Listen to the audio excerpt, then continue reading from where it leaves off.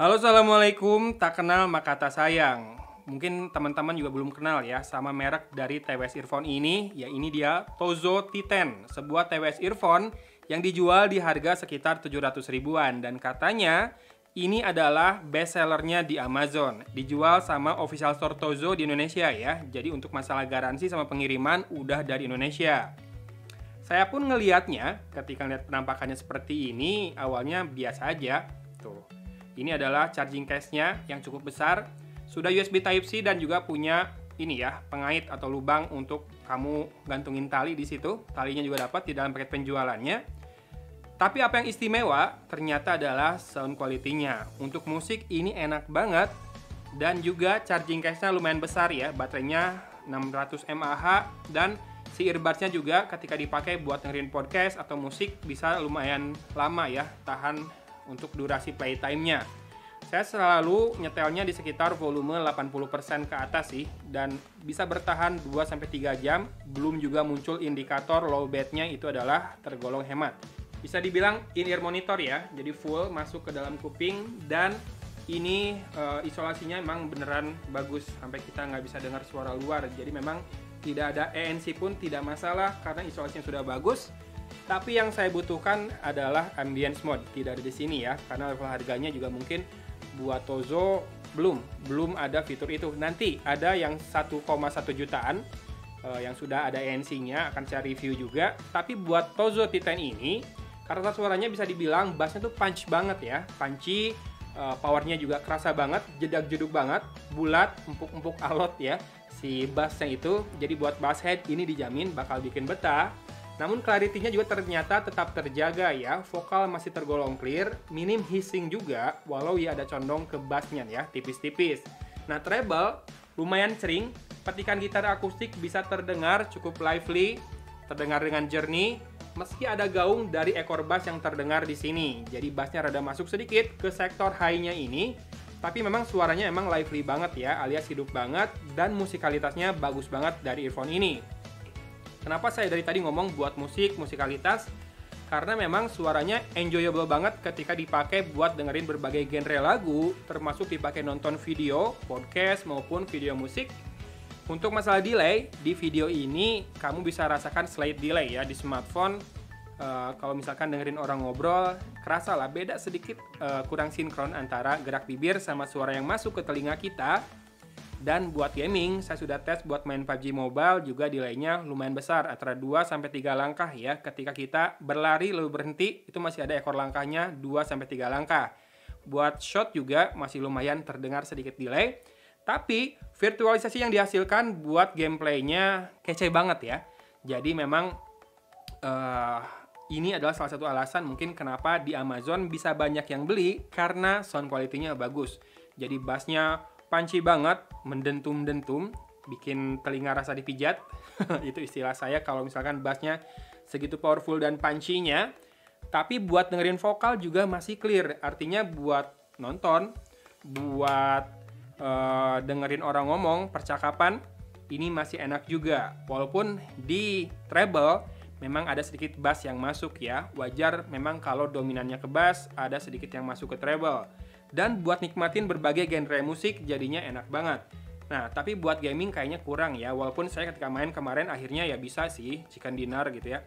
Tapi kalau mau kompetitif banget, kayaknya delay-nya itu masih rada kerasa sih. Tapi tidak mengganggu banget menurut saya. Tapi buat kompetitif mungkin akan kurang bagus buat dipakai. Padahal ini udah enak banget virtualisasinya ya. Pergerakan musuh kiri ke kanan terdengar jelas banget. Suara dekat dan jauh juga bisa dibedakan dengan baik. Tapi masalah delay-nya aja sih mungkin yang kurang. Saya sendiri cukup amazed dengan sound quality-nya karena melihat penampakannya yang biasa aja. Ya harus diakui biasa aja ya ini desainnya. Tapi ternyata punya sound quality yang bagus. Dan buat kontrolnya, saya akan munculkan di sini nih kontrol lengkapnya. Saya udah rada lupa, tapi dia bisa buat voice assistant juga, bisa buat volume juga, dan bisa buat tentu saja playback ya, play pause, next sama previous track. Nah, mungkin yang perlu dipertimbangkan buat teman-teman yang pengen membeli earphone ini, buat musik oke, buat video oke, tapi buat video call atau buat meeting online perlu dipertanyakan mikrofonnya. Nih, kalau dilihat lagi baik-baik, ini mikrofonnya kayaknya kecil banget ya, berbarengan dengan LED indikator. Karena saya nggak nemuin lubang lagi di tempat lain. Cuma satu mikrofonnya, dan di sini posisinya nih berbarengan dengan LED indikator di daerah ini, sensor sentuhnya. Dan sudah saya tes menggunakan Audacity di laptop, kira-kira kayak gini suaranya. Dan ini contoh perekaman audio dengan mikrofonnya TWS Earphone Tozo T10 di laptop ya. Pakai Audacity ngerekamnya, jadi saya bisa ngelihat kalau gainnya rendah banget.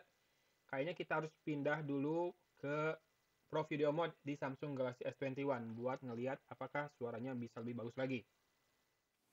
Ya, gainnya kecil banget di Audacity, jadi saya akan coba lagi dengan Pro Video Mode di Samsung Galaxy S21. Nih, kayak gini suaranya. Kalau ini pakai Pro Video Mode-nya Samsung Galaxy S21, gimana? Suaranya udah lebih bagus lagi atau belum? Sebetulnya ini, earphone ini punya kualitas suara yang bagus ya buat musik, tapi entah kenapa di Audacity di laptop, gain buat mikrofonnya rendah banget. Saya coba cari-cari di earphone-nya, memang mikrofonnya lubangnya kecil dan cuma satu ya. Tapi gimana kalau di Galaxy S21 ini pakai Pro Video Mode, apakah lebih baik? Silahkan komen. Oke, sudah ya. Berarti udah banyak hal yang dibahas, mulai dari looks-nya biasa aja, tapi sound quality-nya bagus banget ini. Untuk level harga 750.000, ini sound-nya lively banget, dipakai dengerin perkusi, soundtrack-nya Moana, kuping tuh enak banget ngikutin alunan nadanya ya. Perkusinya kerasa banget, hidup banget. Bassnya mendentum-dentum, bulat, nyoy-nyoy. Kemudian vokalnya clear juga, cuma treble aja yang sedikit kemasukan bassnya, tapi sedikit ya, masih lumayan cering juga kok sebetulnya. Cuma memang ada kelemahannya. Pertama, delay buat main game rada-rada kurang kurang on point ya. Buat video juga kerasa sedikit, slight delay saja. Dan mikrofonnya ini kurang gainnya. Ya, namanya juga earbuds atau earphone in-ear monitor yang tidak bertangkai ya. Jadi mikrofonnya rada jauh ke mulut sehingga gainnya mungkin rada kurang. Tapi sound quality-nya memang mencerminkan kenapa earphone ini dilabeli bestseller di Amazon ya. Dan saya lihat juga di Indonesia udah mulai banyak yang beli tuh di Tokopedia Tozo. Silakan kalau kamu tertarik juga, link pembeliannya ada di deskripsi video ini. Kalau memang kamu nyari earphone in-ear monitor IM yang full in-ear banget ya. Isolasinya bagus, sound quality-nya bagus, buat musik juga bagus, dan nggak akan berencana dipakai buat meeting atau buat gaming kompetitif. Ini bisa banget direkomendasikan ya. Harganya sekitar 700.000 dan linknya ada di deskripsi video ini. Demikian ulasan yang bisa saya berikan untuk Tozo T10 ini. Tungguin earphone Tozo selanjutnya yang akan saya review yang ada noise cancellation-nya. Boleh kalau mau subscribe dari sekarang dan nyalakan lonceng notifikasinya biar nggak ketinggalan videonya nanti.